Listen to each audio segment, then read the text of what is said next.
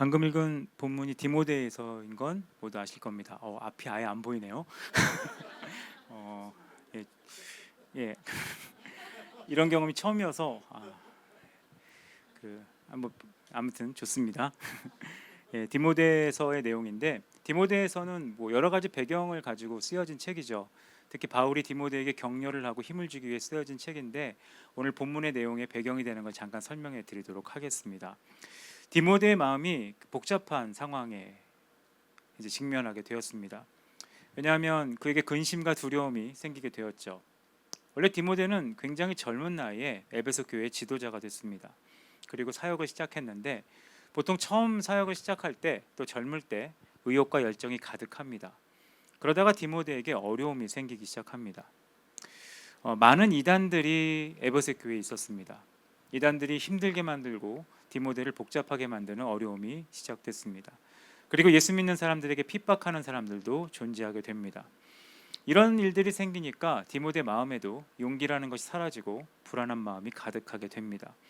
근데 더 문제가 생긴 것은 그가 믿고 따르던 자기에게 가장 강력한 영향을 주었고 정신적인 지주라고 부를 수 있었던 사도 바울이 감옥에 갇히게 됩니다.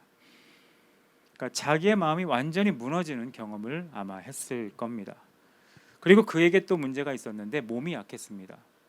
그러니까 자기가 믿던 사람도 감옥에 가고 이단도 들끓고 또 핍박도 있는데 자기의 건강까지 안 좋게 되니까 그의 마음에는 두려움과 의기소침과 낙심과 기진맥진과 외로움이 가득 차 있을 거라고 생각을 합니다. 그런 상황인 디모데에게 바울이 격려하고 힘을 주기 위해 편지를 씁니다. 특히 오늘 읽은 본문의 내용은 아주 간략한 내용인데 그 격려하는 내용을 어떻게 설명했냐 하면 디모데 마음에 뒤섞여 있는 마음이 있는데 그 섞여 있는 마음 가운데 하나님이 주신 것과 주시지 않은 것을 구분해서 주시지 않은 것은 거절하고 주신 것은 취해서 어떻게 살아야 될지, 아까 읽었던 본문의 8절 말씀은 결론 같은 거잖아요. 이제 예수 그리스도의 복음을 위해 고난을 받는 삶을 살아야 되는데 하나님이 주시지 않은 마음 때문에 그런 삶을 주저하거나 그런 삶을 살기를 멈출 것에 대한 염려로 사도 바울이 디모데에게 하나님이 주시지 않은 것은 이런 거다, 그리고 하나님이 주신 것은 이것이다 라고 설명해서 그가 원래 살아야 되는 삶, 복음을 위하여 고난을 받는 삶을 살도록 격려하기 위해 이 편지가 주어진 것을 우리는 배경으로 알 필요가 있습니다. 아마 마찬가지일 겁니다. 지금 우리도 하나님 믿는 사람으로 이 땅 가운데 하나님을 위해 살아가야 되는데 우리에겐 두려움이라는 게 있죠. 두려움이 없는 사람은 없을 겁니다. 우리에게 있는 잘못된 하나님이 주시지 않은 마음이 무엇인지를 찾아보고 하나님이 주신 것들이 뭔지 좀 생각하면서 어떻게 이 땅 가운데 우리가 살아야 될지를 잠깐 고민하고 기도하는 시간을 가지면 오늘 금요일 날 이 모임이 굉장히 의미가 있을 거라고 생각을 합니다. 그럼 한번 좀 보도록 하죠. 하나님이 주시지 않은 게 뭐가 있을까요? 여기 본문에 하나님이 주시지 않은 것을 딱 하나를 설명하시는데 두려워하는 마음이라고 얘기를 합니다. 여러분 두려움 다 갖고 계시죠? 인간 중에 두려워하지 않는 사람은 별로 없는 것 같습니다. 하룻강아지가 범을 무서워하지 않습니다. 왜 하룻강아지가 범을 무서워하지 않죠? 모르기 때문입니다. 근데 여러분은 나이가 먹으면 먹을수록 두려움이 줄지 않을 겁니다. 되게 안 좋은 예일 수 있는데요. 어린아이들은 싸울 때, 특히 청소년들은 싸울 때 무시무시하게 싸웁니다. 왜 무시무시하게 싸울까요? 뒷일을 생각할 수 있는 경험이 없기 때문입니다. 근데 여러분 정도 나이가 되면 그렇게 싸우지 못하십니다. 뭐 1차적으로 체력도 문제가 있지만 이 일이 어떤 결과로 나에게 올지 알기 때문에 수많은 생각이 진짜 싸우지 못하게 만듭니다. 이게 두려움이라고 하는 거거든요. 두려움은 나이가 많을수록, 경험이 많을수록 우리에게 더 많이 다가오는 하나의 감정이고 불안한 마음입니다. 어떤 분은 현대인이 갖고 있는 이 공포나 두려움을 한 7가지를 얘기했습니다. 여러분 그냥 생각해 보시라고 나열해 드리겠습니다. 가난에 대한 공포가 있다고 합니다. 혹은 가난에 질 것에 대한 공포가 있다고 합니다. 두 번째는 실패에 대한 두려움, 불안이 있다고 합니다. 내가 지금까지는 괜찮았는데 앞으로 넘어질까 봐, 아니면 몇 살 이후로 어려워질까 봐 두려움이 있다고 합니다. 우리가 오래 살기 때문에 또 갖는 두려움이 있죠. 질병에 대한 두려움, 갑자기 내 몸이 안 좋을까 봐, 그래서 다 경험해 보셨겠지만 건강검진센터를 가시면 교회보다 더 경건한 모습을 여러분은 보실 수 있을 겁니다. 저는 그 건강검진센터에 오르간 반주를 해놓으면 하나님도 만날 것 같다는 느낌이 들 정도로 두렵잖아요. 어떤 결과가 나올지 모르기 때문에 공포를 가지고 있습니다. 그리고 사랑하는 무언가를 잃어버릴 것에 대한 그 사랑하는 것을 잃어버릴 것에 대한 두려움이 요즘은 아예 사랑하지 않는 것으로 바뀐 것 같긴 한데 사랑에 대한 두려움이 있습니다. 그리고 노후에 대한 불안이 있다고 하죠. 그리고 자유 상실에 대한 불안감이 있다고 합니다. 그리고 모두에게 있는 죽음에 대한 공포가 있다고 합니다. 이런 것 이외에도 많은 두려움과 공포가 우리 속에 있고 우리 인생을 힘들게 만들고 더 문제는 우리의 삶의 어떤 선택의 상황에서 무언가를 선택하도록 만든다는 것을 여러분은 다 알고 계실 겁니다. 근데 이 두려움에는 큰 문제가 있습니다. 어떤 문제가 있냐면 여러분 허수아비를 아시나요? 허수아비를 다 아실 나이죠. 요즘 애들은 허수아비를 잘 모르는 애들이 있습니다. 왜냐하면 본 적이 없잖아요. 근데 허수아비는 만들어진 이유가 곡식을 쪼아 먹는 새를 쫓기 위해 만들었습니다. 그래서 새가 두려움을 느끼게 해서 날아오다가 허수아비를 발견하면 날아가도록 하는 목적으로 만든 겁니다. 말 그대로 사람처럼 만들었지만 사람이 아닌 겁니다. 그럼 한번 생각해 보죠. 새가 느끼는 허수아비에 대한 두려움은 진짜일까요? 가짜일까요? 진짜입니다. 두려움은 진짜입니다. 근데 왜 허수아비죠? 두려움을 주는 실체가 가짜입니다. 우리가 두려움이라는 것을 겪고 우리가 살아가는데 우리가 느끼는 두려움의 감정은 가짜가 아닙니다. 우린 진짜 두려워합니다. 미래를 두려워합니다. 상실을 두려워합니다. 뭔가를 걱정하죠. 근데 그 두려움을 주는 실제는 가짜라는 겁니다. 왜 가짜일까요? 거짓의 아비인 사단이 주는 가짜 진리로 우리는 대부분의 두려움을 갖고 있다는 겁니다. 이 두려움은 시대가 가면 갈수록 더 많아집니다. 마치 뭐가 없어지면 내 인생 전체가 없어질 것처럼, 뭐를 얻지 못하면 내 인생이 다 무너지는 것처럼, 내가 뭘 유지하지 못하면 내가 존재가 없을 것 같이 느끼는 수많은 두려움은 실제 않은 두려움인데 그 두려움을 주는 대상과 근거는 가짜라는 겁니다. 왜냐하면 하나님이 주신 게 아니라는 것이죠. 하나님이 주시지 않았다는 것은 그것은 진리가 아니고 실제 하는 것이 아니고 그것이 평생 우리를 좌우할 만한 실제 존재하는 것이 아니라는 겁니다. 우린 그런 두려움에 대해서 하나님 앞에 굳건히 서서 싸울 필요가 있습니다. 두려움의 해결이 더 큰 목표가 아니라 두려움이 하나님이 주시지 않았다는 것을 선언하고 내가 느끼는 두려움은 실제하지만 그 두려움의 근거가 가짜라는 것을 우리는 선포할 필요가 있습니다. 그게 우리가 해야 될 기도고 찬양일 수 있습니다.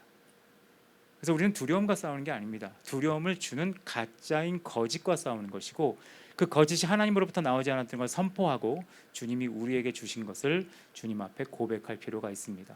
그러면 주님은 우리에게 뭘 주셨을까요? 첫 번째 본문에 나와 있는 하나님이 주신 것은 능력을 주셨다고 얘기를 합니다. 우리는 성향상 능력을 되게 좋아합니다.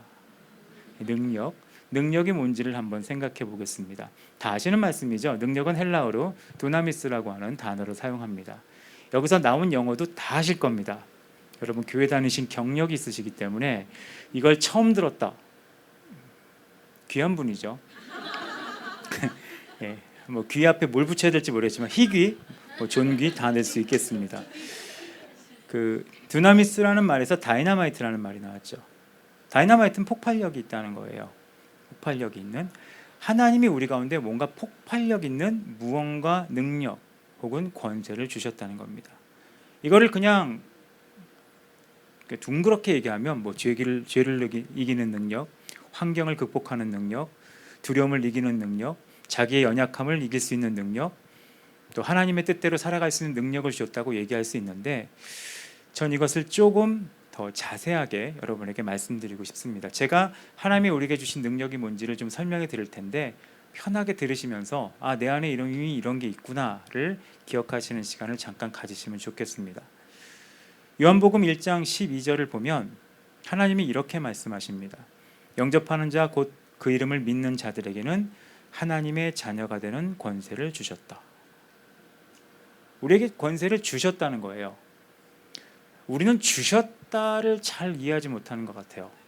마치 하나님의 자녀의 권세를 획득해야 된다고 생각하는 것 같아요. 아니요, 하나님은 우리의 자녀의 권세를 주셨습니다. 그래서 우리는 뭘 할 수 있죠? 자녀답게 살 수 있습니다. 자녀답게 살 수 있어요. 이미 우리에게는 저는 자녀답게 살 수 있는 힘이 없는데요. 아니요, 권세가 주어졌어요. 내가 자녀로 살겠다는 선택을 할 때 하나님은 이미 우리에게 자녀로 살 수 있는 권세를 주셨다고 말씀하고 있습니다. 요한복음 15장 7절 말씀을 보면 다 아시는 말씀이죠. 너희가 내 안에 거하며 내 말이 너희 안에 거하면 무엇이든지 원하는 대로 구하라. 그리하면 이루리라. 하나님은 우리에게 놀라운 권세를 주셨는데 구하면 이루어지는 권세를 주셨습니다. 근데 여기 앞에 전제가 있죠. 어떨 경우에요? 너희가 내 안에 거하고 내 말이 너희 안에 거하면, 우리가 하나님의 뜻 안에 머물고 하나님의 뜻이 우리 안에 있을 때 주님의 뜻대로 하는 기도를 한다면 우리가 하는 모든 기도는 반드시 이루어지는, 이게 어떤 기도죠? 불가능한 시대에 변화를 일으키고 가능성이 없는 곳에 새로운 일을 일으키고 변화가 불가능해 보이는 세상에 새로운 역사를 나타낼 수 있는, 설마 저런 사람이 변화될까? 변화를 일으키는, 설마 이곳에 희망이 있을까? 희망을 만들 수 있는 그 기도의 능력을 우리 가운데 이미 주셨다는 겁니다.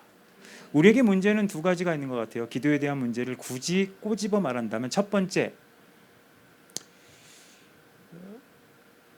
여러분에게 해당하지 않는 얘기일 수 있으니까 편하게 들으시면 됩니다. 기도하지 않는다는 거. 두 번째는 기도해도 하나님의 뜻대로 기도하지 않는다는 거. 이 두 개가 우리 가운데 굉장히 큰 어려움일 수 있습니다. 근데 하나님은 우리 가운데 이미 권세를 주셨습니다. 이걸 좀 거꾸로 한번 잠깐 생각을 해보겠습니다. 제가 몇 년간 좀 고민했던 거예요. 어떤 고민을 했냐 하면 이 얘기를 해서 어떤 분에겐 죄송할 수 있는데 우리나라의 그 기도 모임 중에 인력동원 실패가 없는 기도회가 곧 다가오고 있습니다. 무슨 기도회죠? 수능 기도회죠. 수능 기도회 때 저는 수능 날 꼭 어딘가로 사역을 갑니다. 그래서 그날이 언젠데요? 그럼 수능일인데요. 수능과 상관없는, 감사한 것 같아요. 옛날에 수능과 상관있는 사역에 갔었는데 요즘은 수능과 상관없는 사역에 가서 참 감사한데, 수능 기도에는 인력 동원에 실패가 없습니다. 오거든요. 수능 기도에는 관찰해 보면 재밌는 게 지각도 안 하십니다. 중간에도 안 가십니다. 점심도 안 드십니다. 그리고 기도를 멈추지 않으십니다. 그리고 보면 알아요. 막 뜨겁게 기도한다. 수험생 부모님이겠죠. 막 일어서서 뜨겁게 기도한다. 재수생일 가능성이 높아집니다. 거기다 이미 방언 터졌다. 그럼 몇 수인지 모르겠어요. 그리고 더 놀라운 것은 기도 안 하고 가만 계신 분 있어요. 4수 이상일 수 있습니다. 정말 주님만 의지하는 그런 모습일 수도 있습니다. 제가 수능 기도를 왜 얘기냐면 수능 기도에는 근본적으로 응답받기 어려운 기도입니다. 모두가 다 합격될 수는 없습니다. 그렇죠. 그리고 수능 기도회가 무서운 게 뭔지 아세요? 결국 같이 기도하는 옆에 사람은 잠정적인 경쟁자입니다. 주님이 이 사람의 기도를 안 들어줘야 내 기도가 응답이 됩니다. 그거를 굉장히 긴 시간 기도합니다. 한 번은 생각해 보자고 말하는 겁니다. 1년에 전국에 수많은 부모님이 모이는 기도회입니다. 전 1년에 한 번 6시간 정도 이 땅에 부모님들이 모여서 한국 교육을 위해 기도한다면, 혹은 한국 청소년들을 위해 기도한다면, 좀 더 거창하게 말씀드릴까요? 지금 하나님이 이 땅의 10대를 향한 기도 제목을 기도한다면 10대가 변화될까요? 안 변화될까요? 전 변화될 거라고 믿습니다. 근데 그 기도회는 희박합니다. 청년도 비슷하더라고요. 청년을 위한 기도회도 굉장히 많이 있습니다. 청년을 위한 기도는 대부분 두 개입니다. 취업과 결혼. 요즘 결혼을 하도 안 하니까 더 걱정을 하지만 취업을 위한 기도는 뜨겁습니다. 근데 청년 세대 자체를 바라보며 그 세대를 위해 하나님의 뜻대로 하는 기도는 희박한 걸 보게 됩니다. 하나님은 우리 가운데 권세를 주셨어요. 왜 그런 기도를 하지 못할까요? 두려움이 하나님이 주신 것보다 앞서기 때문입니다. 하나님은 우리 가운데 능력을 주셨어요. 기도하면 이루어집니다. 내가 보기에 내 상황이 내 코가 석자처럼 보인다 하더라도 주님이 주신 것을 사용할 때 하나님은 놀라운 역사가 일어나도록 하신다는 겁니다. 말씀 하나를 더 나눠드릴게요. 사도행전 1장 8절을 보면 하나님은 또 이렇게 말씀하십니다. 오직 성령이 너에게 임하시면 너희가 권능을 받고 예루살렘과 온 유대와 사마리아와 땅끝까지 이르러 내 증인이 되리라 하시니라. 엄청난 권세를 주셨죠. 증인이 될 수 있는 권세래요. 증인이 되는 권세가 뭘까요?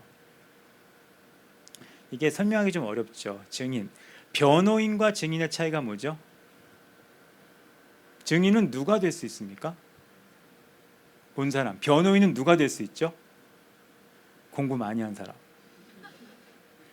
증인은 합격 불합격의 조건이 받느냐 안 받느냐입니다. 근데 변호인의 조건은 합격 불합격의 조건이 얼마나 공부를 많이 하고 얼마나 승률이 있냐입니다. 주님이 우리에게 증인이 되는 권세를 주셨다는 것은 뭘 얘기할까요? 하나님이 하시는 일을 볼 수 있는 권세가 있다는 겁니다. 여러분 뉴스를 보시죠. 뉴스를 보면 힘이 나세요? 힘이 빠지세요? 올해 여름은 힘들더라고요. 일기예보까지 힘이 빠지게 해서 뉴스 전체를 다 보면 되게 어렵더라고요. 우리는 뉴스를 통해 혹은 세상의 이야기를 통해 무엇의 증인으로 살죠? 아, 세상이 참 별로구나. 살맛이 없구나. 할 수 있는 게 없구나. 모두가 똑같은 걸 보고 삽니다. 그때 하나님이 이곳 가운데도 역사하시는구나. 지금 뭔가 새로운 일을 행하시는구나. 지금 하나님이 하고 계신 일이 있구나를 볼 수 있는 거, 이것은 권세라는 겁니다. 이런 사람은 긍정적인 사람하고는 달라요. 긍정적인 사람은 안 보고 얘기하는 거거든요. 안 보고 얘기하는 겁니다. 근데 하나님 앞에 증인은 하나님이 하시는 일이 보이기 때문에 지금 하고 계신 역사가 무언지 알기 때문에 고백하는 사람인데 하나님은 우리 가운데 이런 능력을 주셨다는 겁니다. 그래서 여러분은 그런 능력을 갖고 계십니다. 그래서 여러분의 기도는 다 달라질 수 있어요. 대부분의 사람은 내가 본대로 기도하거든요. 그래서 어떤 기도를 하죠? 내가 본대로 힘들어요. 소망이 없어요. 답이 없어요. 미치겠어요. 근데 하나님을 믿는 사람들은 본대로 기도하기 때문에 다르게 기도합니다. 주님은 지금도 역사하십니다. 새 일을 행하실 수 있습니다. 새로운 변화를 일으킬 수 있습니다. 라고 고백할 수 있다는 것이죠. 그게 여러분에게 이미 주어진 능력이라는 겁니다. 말씀을 하나 더 읽겠습니다. 빌립보서 4장 13절을 보면 여러분이 잘 아는 말씀이 있습니다. 내게 능력 주신 자 안에서 내가 모든 것을 할 수 있다. 제가 믿기로 한국인이 가장 좋아하는 말씀 3개 안에 들어갈 거라고 생각합니다. 특히 수험생들, 공시생들 책상에 붙여놓고 말씀을 뚫어지게 봅니다. 이 말씀을 좋아하는 가장 큰 이유 중에 하나는 이 말씀을 잘 모르기 때문입니다. 사도 바울이 이 말씀을 감옥에서 썼습니다. 이러면 말이 돼요. 바울이 감옥에서 탈옥하자마자 이 말씀을 썼다면 능력 주시면 감옥에서 나오는구나. 아니면 무죄 판정을 받고 이걸 썼다면 하나님 능력 안에선 이게 무죄로 끝나는구나 이렇게 했을 텐데 사도 바울은 감옥에 들어갔을 때 이 얘기를 썼습니다. 이 얘기는 무슨 얘기일까요?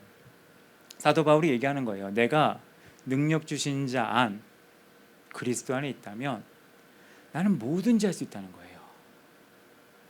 왜 사람들은 모든 것을 할 수가 없죠? 두려워서잖아요. 두려움의 예를 편하게 드릴까요? 기왕 청소년 얘기했으니까 고3이 되면 올해는 고3들이 수련회 많이 왔더라고요. 제가 여름에 수련회를 다녔는데 고3들이 많이 와서 물어봤어요. 너희 믿음이 좋은 거니 내려놓은 거니 이렇게 물어봤는데 애들이 크게 웃어서 더 안 물어봤습니다. 더 물어보면 힘들할까 봐. 고3이 되면 교회 잘 못 옵니다. 특히 부모님이 잘 안 보내실 때가 있죠. 왜 안 보냅니까? 두렵기 때문이에요. 두려워서 모든 걸 할 수 있는 게 아니라 두려워서 할 수 있는 게 제한됩니다.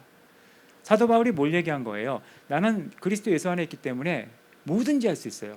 그래서 그가 뭐든지 할 수 있다는 걸 여기서 뭘 보여줬죠? 복음을 위해 감옥에 들어올 수도 있어요. 그러니까 대부분 성경을 붙여놨을 때 거꾸로 붙여놓은 거예요. 거꾸로 붙여놓은 거죠. 나는 능력 추진자 안에 있다면 올해도 대학에 떨어질 수도 있다. 나는 이 직장에 못 갈 수도 있다. 이런 것도 다 포함하는 건데 잘 모르니까 당당하게 붙여놓은 거죠. 우리는 모든 걸 할 수 있습니다. 세상에 말하는 환경과 상황에 제한을 받지 않고 뭐든지 할 수 있다는 거예요. 너 그렇게 열심히 예수 믿으면 나중에 어떻게 되려고? 어떻게 돼도 상관없는 거예요. 너 그렇게 예수를 위해 살면 손해볼 텐데 손해봐도 상관없어요.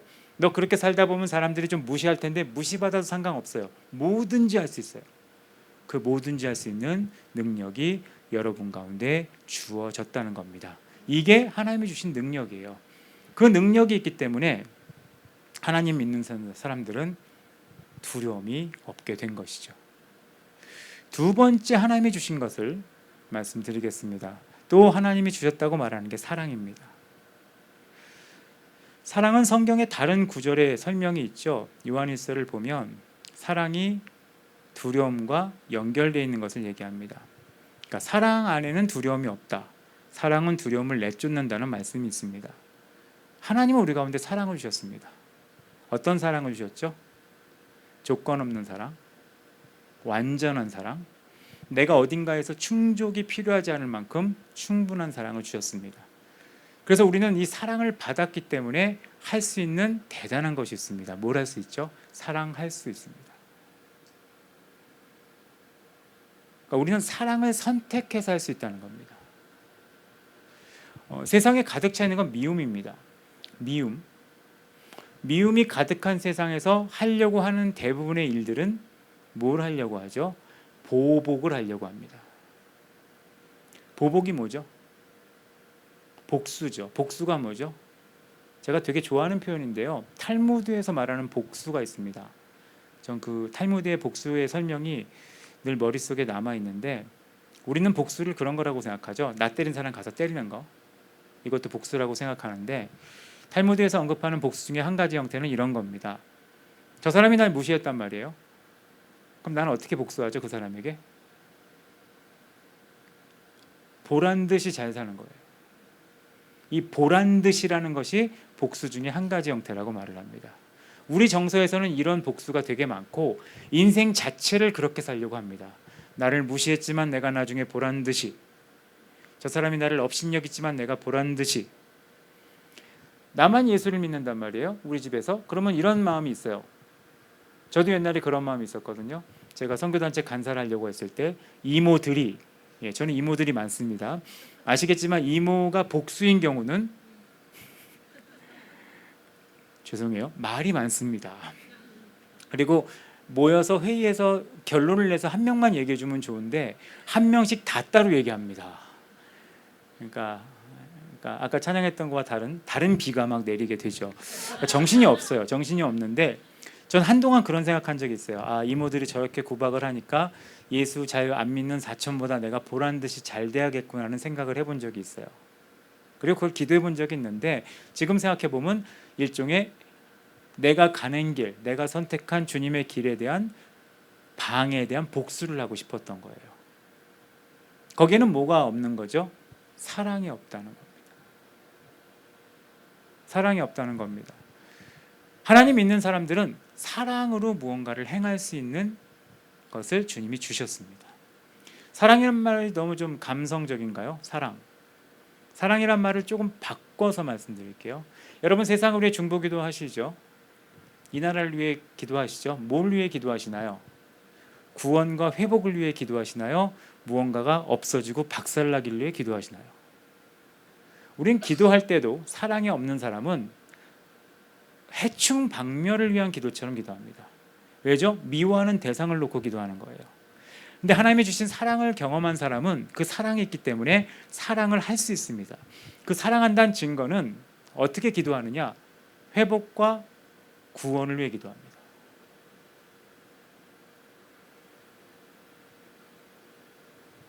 여러분이 기도하는 어떤 영역이 있다고 하시면 돼요. 그 영역을 위해 어떻게 기도하느냐? 회복과 구원을 위해 기도할 수 있는 것. 만약 사랑이 없으면 어떻게 기도하죠? 없애주세요. 저런 것들이 이 땅에 존재하지 않게 해주세요. 저런 것 싹 사라지게 해주세요. 이렇게 기도를 저만 했나요? 되게 뭔가 생소한 느낌이 들죠. 그건 미움에 근거한 겁니다.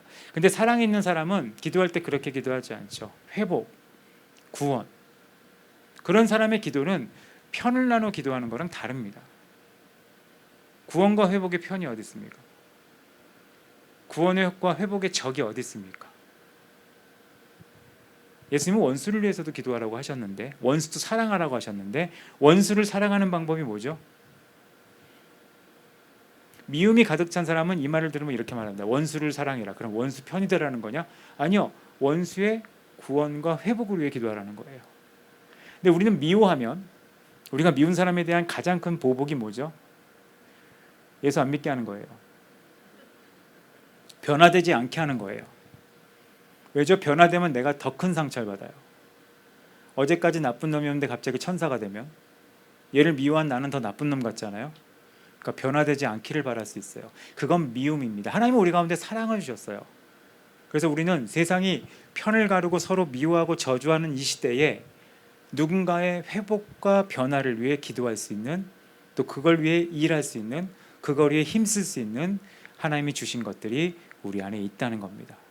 그게 여러분 가운데 있습니다. 세상에 무슨 얘기를 하든 내려놓고 하나님의 사랑을 표현할 수 있는 것을 이미 주셨다는 겁니다. 세 번째, 하나님이 주신 것은 근신하는 마음입니다. 이 근신하는 마음은 우리가 잘 이렇게 딱 들어오지 않는 단어일 거예요. 근신하는 마음. 이것도 오해하시는 분도 있어요. 근심하는 마음으로 잘못 읽는 분들이 있는데, 잘못 읽고 기도 많이 하시더라고요.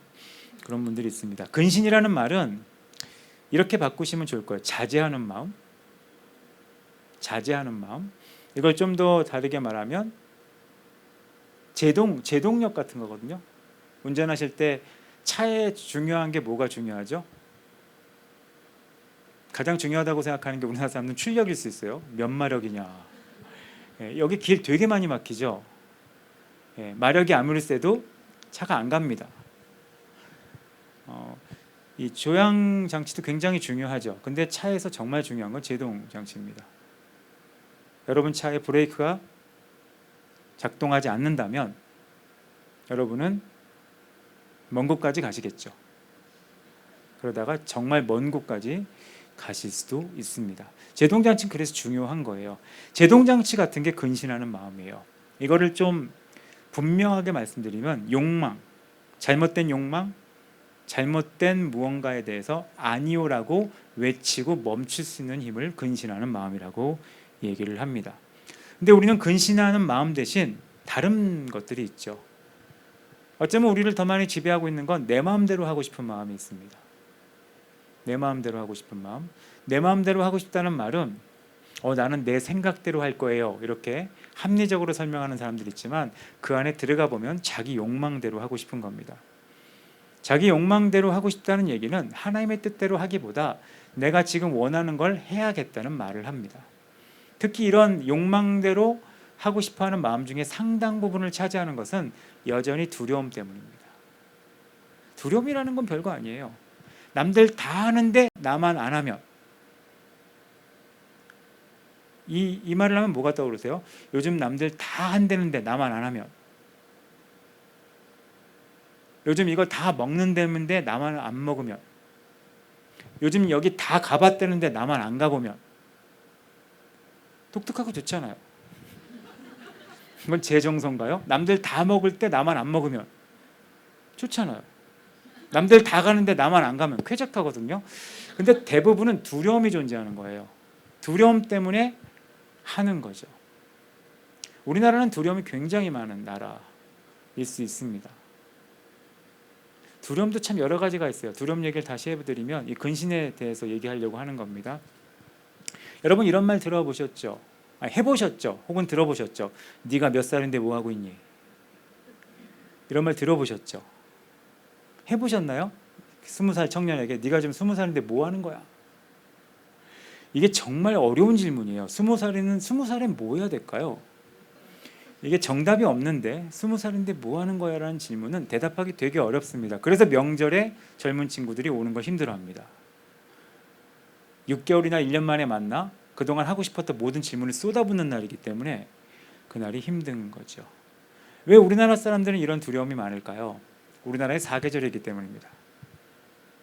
사계절. 사계절이 있다는 게 뭘 얘기하죠? 여러분 가을에 쌀 추수하죠. 가을에 쌀 추수를 못하면 언제까지 굶죠? 그 다음에 쌀 추수 때까지 굶습니다. 그러면 올해 가을에 쌀 추수를 못한다는 것은 우리에게는 어떤 공포가 있는 겁니까? 굶어 죽는다는 공포가 있습니다. 동남아로 가보죠. 동남아는 쌀을 1년에 몇 번 추수합니까? 3번, 부지런하면 4번 추수합니다. 이번 가을에 추수 못하면 봄에 하면 됩니다. 그리고 한 3달 먹을 쌀은 있어요. 그럼 올해 가을에 추수 못했으면 괜찮아, 봄에 하자. 그럼 봄에 하면 됩니다. 그래서 그쪽 나라 사람들은 네가 몇 살인데 뭐 하는 거야? 라는 질문을 하면 아무 반응이 없습니다. 그 공포가 없어요. 근데 우리나라는 그 공포가 되게 많은 것 같아요. 그래서 그 공포 때문에 멈추지 못합니다. 멈추지 못해요. 남들 하는 건 다 해야 돼요. 남들 가는 건 다 가야 돼요. 남들 입은 건 다 입어야 돼요. 남들 누리는 건 다 누려야 돼요. 남들 머리에 쓰고 있는 건 다 써야 돼요. 남들 쓰는 휴대폰은 다 써야 돼요.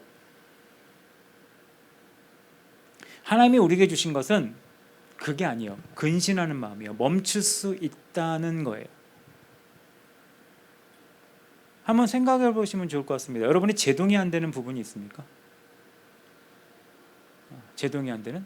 멈춰야 되는데 멈추지 않게 되는 부분이 있습니까? 그런 것이 뭐 여가 생활의 문제라든가 취미라든가 자녀 교육의 문제라든가 돈에 관련된 문제라면 여러분은 뭔가 다른 두려움이 그것을 건드리고 있다고 생각할 수 있는 겁니다. 근데 주님은 우리 가운데 힘을 주셨어요. 멈출 수 있는 힘이에요. 멈출 수 있는 힘이에요. 그걸 로마서 12장 2절은 이렇게 설명을 합니다. 마음을 새롭게 해서 변화를 받아 하나님의 뜻을 분별할 수 있는 힘으로 설명해요.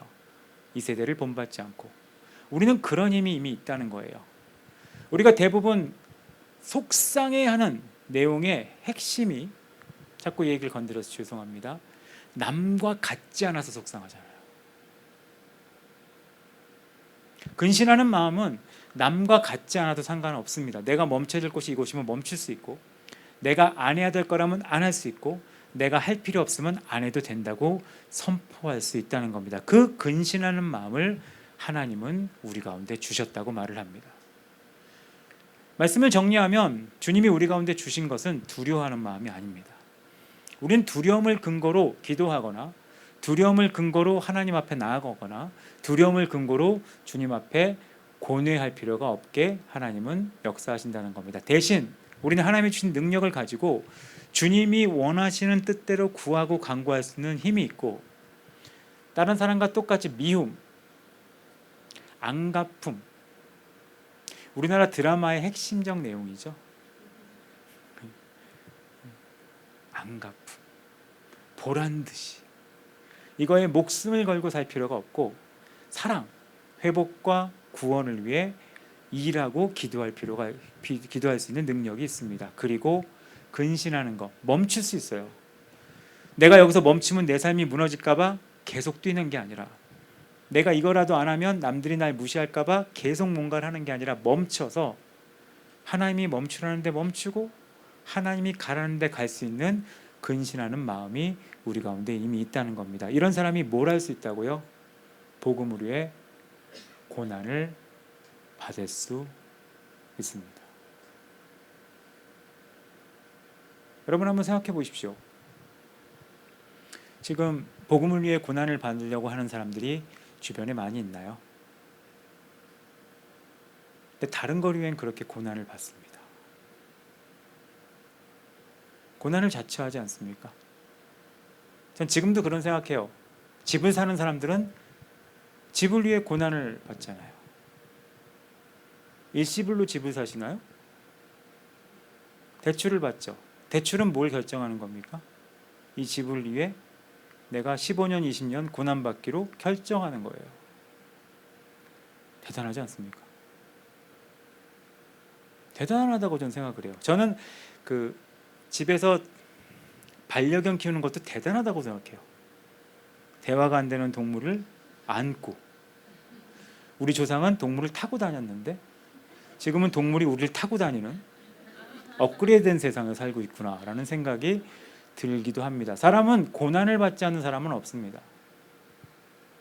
여러분, 가을에 단풍이 너무 좋지 않아요? 그러면 기꺼이 고난을 받습니다. 저 집사 교회를 안 왔어. 욕을 먹어도 단풍 보러 가요. 기꺼이 고난 받습니다. 막 손가락질해도 단풍이 얼마나 이쁜지 아냐, 단풍 볼 줄도 모르면서 반격하기까지 합니다. 그런 사람들은 다른 걸 위해 고난을 받는다는 겁니다. 이런 시대에 복음을 위해 고난을 받을 사람들이 필요합니다. 누가 그런 사람이 될 수 있을까요? 하나님이 주신 것들을 사용하는 사람들입니다. 주시지 않은 것에 묶여 살지 마세요. 두려움은 여러분에게 하나님이 주신 적이 없습니다. 그래서 하나님은 정복하러 가는 여호수아에게도 두려워하지 마라. 두려워할 필요가 없다는 겁니다.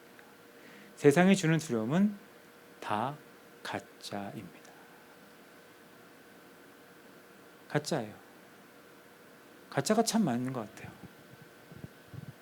그 두려움에 휘어잡혀 인생을 결정하지 마시고 하나님이 주신 것들, 능력, 여러분은 엄청난 능력이 있습니다.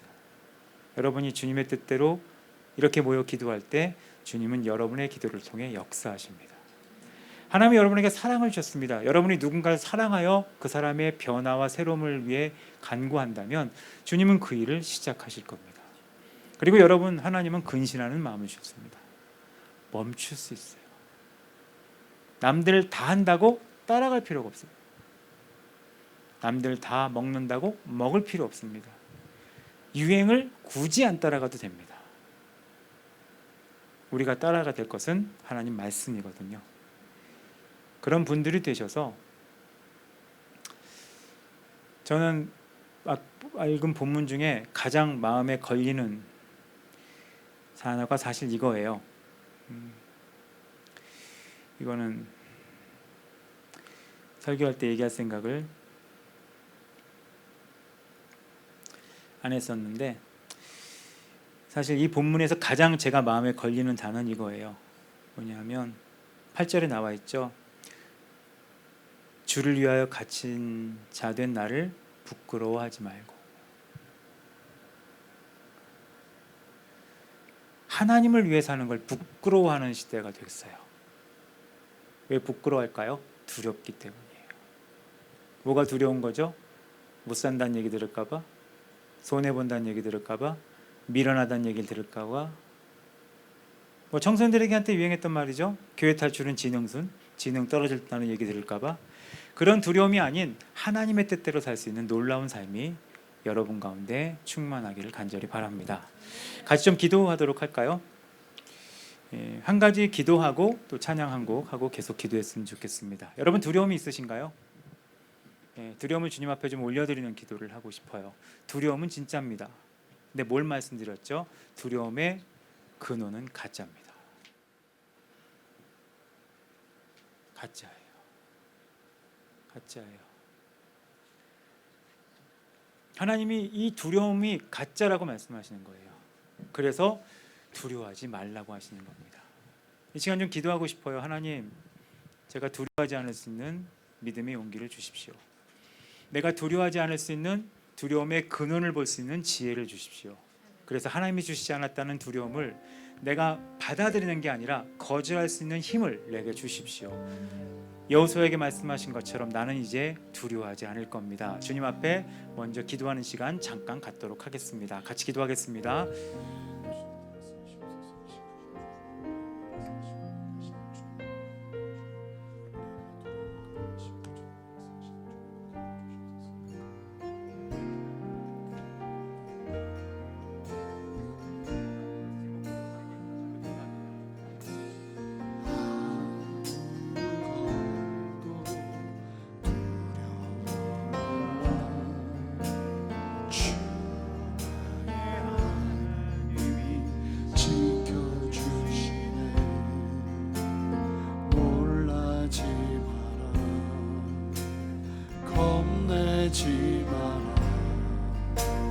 주님 나를 지켜주시네. 아무것도 두려워 말라. 아무것도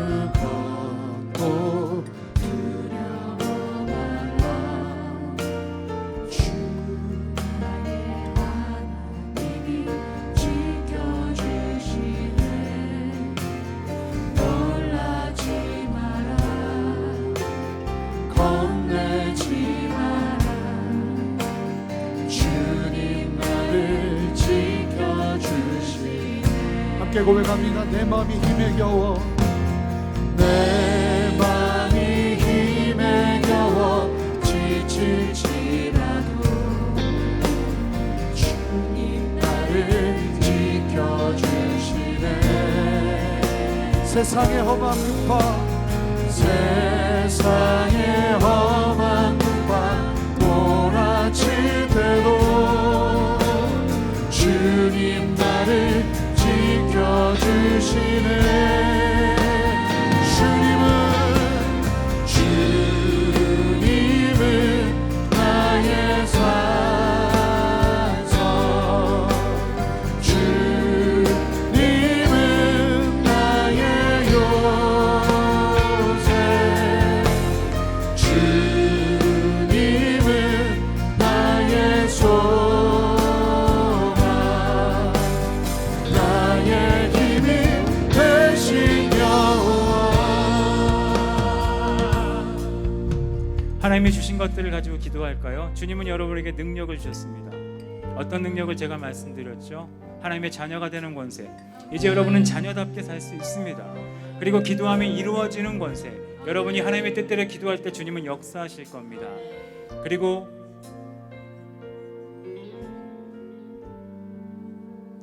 하나님의 증인으로 살 수 있는, 주님이 역사하시는 것을 볼 것입니다. 그리고 뭐든지 하나님의 뜻 안에서 행할 수 있는 능력, 그것을 하나님이 주셨다고 말씀드렸습니다. 이 시간 좀 기도할까요? 주님, 저에게 그런 능력을 주셔서 감사합니다. 하나님 자녀답게 살 수 있는 능력, 주님의 뜻대로 살 수 있는 능력, 주님께 기도할 때 이루어지는 능력, 그리고 주님이 보라는 걸 볼 수 있는 능력, 그리고 하나님이 하라고 하는 뭐든지 할 수 있는 그 능력이 내게 있는데 내가 이 능력을 누리고 살 수 있도록 역사해 주시옵소서. 이 시간에 여러분의 입술로 또 기도하는 시간 갖도록 하겠습니다. 같이 기도하겠습니다.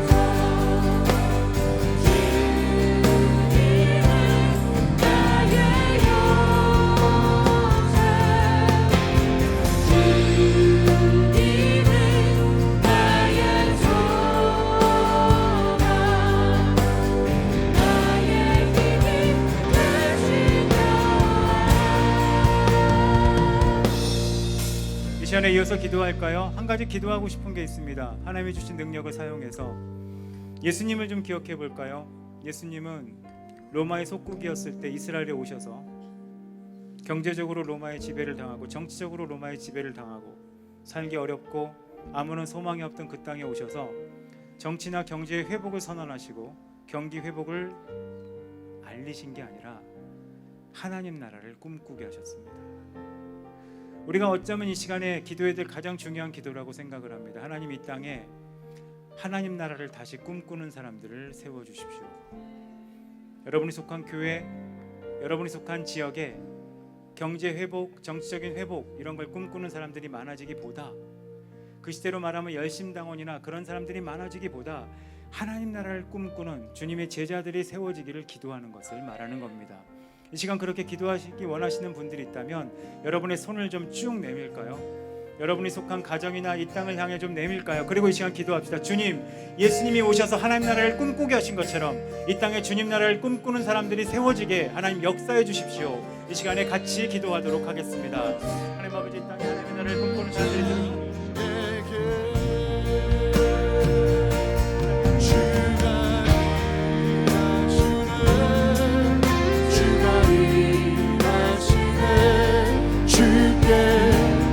아끼지 않는 자에게 주가 일하시네, 주가 일하시네. 신뢰하며 걷는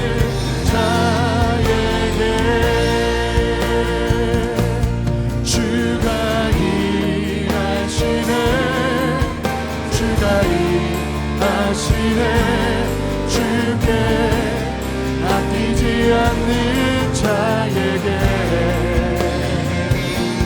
주가 일하시네 주가 일하시네 신뢰하며 걷는 자에게 주가 일하시네 주가 일하시네 주께 아끼지 않는 자에게 아멘 주가 일하시네 주가 일하시네 신뢰하며 걷는 자에게 하나님이 여러분에게 이미 주신 게 사랑이라고 말씀드렸습니다. 주님은 여러분 가운데 이미 사랑을 주셨습니다. 그래서 여러분이 더 이상 발버둥치며 하지 않아도 될 일은 사랑받기 위해 애쓰는 것을 멈춰도 됩니다. 대신 우리가 할 수 있는 것은 사랑하는 것이죠. 하나 예를 드릴까요? 물에서 뜰 수 있는 가장 쉬운 방법은 물에서 뜨려고 발버둥치는 게 아니라 물의 부력을 믿고 내 폐에 공기가 있다는 걸 알고 힘을 빼고 눕는 겁니다. 주님의 사랑이 그런 겁니다. 이미 여러분 가운데 충만하게 있는 것을 누리고 그 안에 발버둥치는 삶을 멈추고 떠 있는 겁니다. 이 시간 좀 기도하고 싶어요. 두 가지 기도하고 싶습니다. 하나님, 이미 내 안에 사랑이 있어서 감사합니다. 그 사랑을 날마다 누리게 해주십시오. 어떻게 사랑을 누릴 수 있을까요? 다른 사람을 사랑함으로. 그래서 같이 기도할까요? 하나님, 내 안에 있는 사랑을 누리게 해주십시오. 내가 다른 사람을 사랑하고 다른 사람의 회복과 구원을 위해 기도하고 삶으로 내게 주신 사랑을 누리는 삶이 충만하게 역사해 주십시오. 이 시간에 기도하도록 하겠습니다. 같이 기도하겠습니다. 하나님, 아끼지 않는 자에게 주가 일하시네 주가 일하시네 신뢰하며 걷는 자에게 주가 일하시네 주가 일하시네 주께 아끼지 않는 자에게 주가 일하시네 주가 일하시네 신뢰하며 걷는 자에게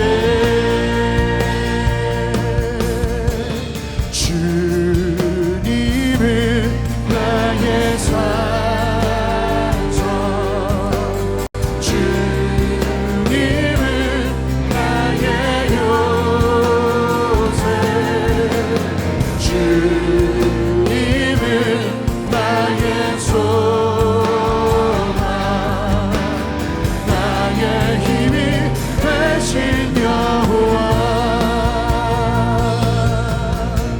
주님은 나의 산성 주님은 나의 요새